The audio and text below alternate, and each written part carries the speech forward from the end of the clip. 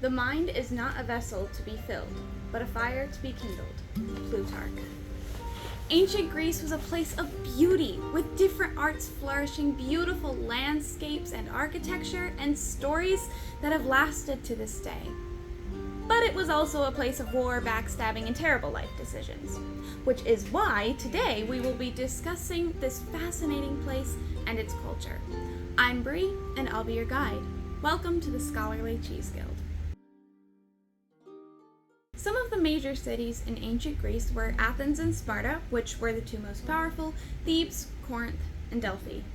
The politics across Greece varied, but the major systems used were democracy, monarchy, oligarchy, and tyranny.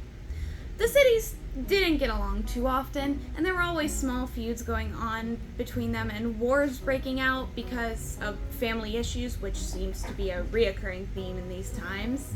Somebody looked at somebody else funny, or the two cities had rival gods. There was a lot of backstabbing, figuratively and literally, petty fights, and marrying off daughters for more power. Now, of course, ancient Greece had its time of peace and unity, and when these times happened, they created some amazing inventions and artwork. It just didn't happen too often. Since ancient Greece had so many different cities with different lifestyles, it can be hard to pin down exactly what life was like back then. For example, in Athens, they worshipped primarily the goddess Athena. Women weren't treated that great, and they were interested in things like arts and philosophy.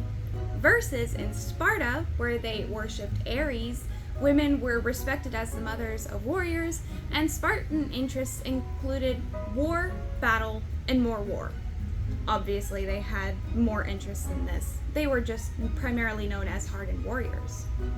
Although many of these cities were different, ancient Greek culture did have some key features, such as their distinct architecture orders, the music they played, the pantheon they shared, and the artwork they made. The last thing I want to tell you about is the religion in ancient Greece. But before we get into that, I think you know who wants to butt into the conversation. Jack, the floor is yours. Can I come in now?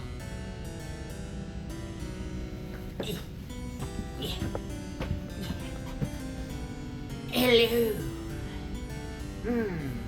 These mundane individuals are but walking embodiments of boredom. But, you know what's not? Moi. Wait, wrong region. Anyways, the fact of the day is as well. My story takes place in ancient Greece, the original trendsetters of ancient times, but with togas. From democracy to philosophy, they were masters of creating drama on and off the stage. One of the more interesting ideas they had was that redheads would turn into vampires after death.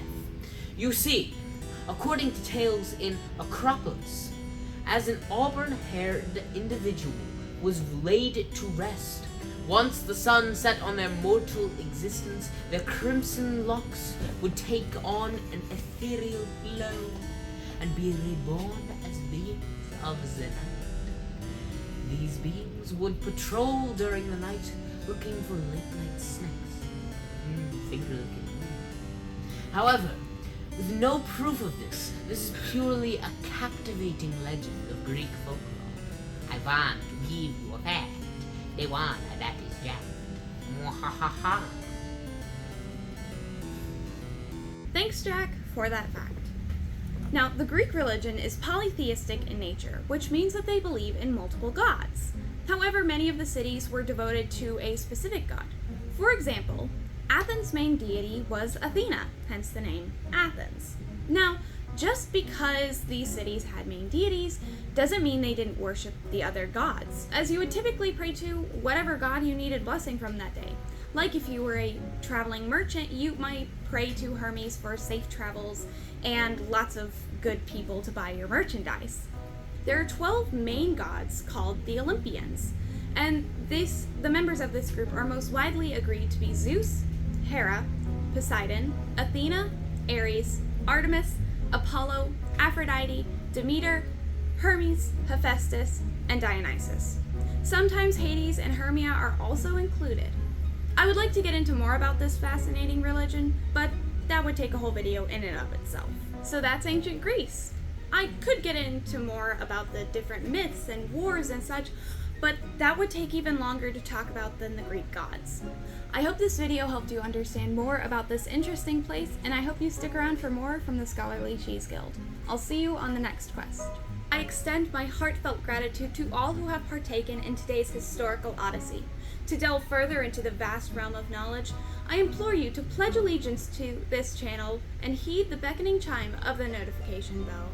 Should this intellectual voyage have ignited a spark within, I beseech thee to kindle the flames of camaraderie by bestowing upon it your likes and sharing it with fellow seekers of wisdom.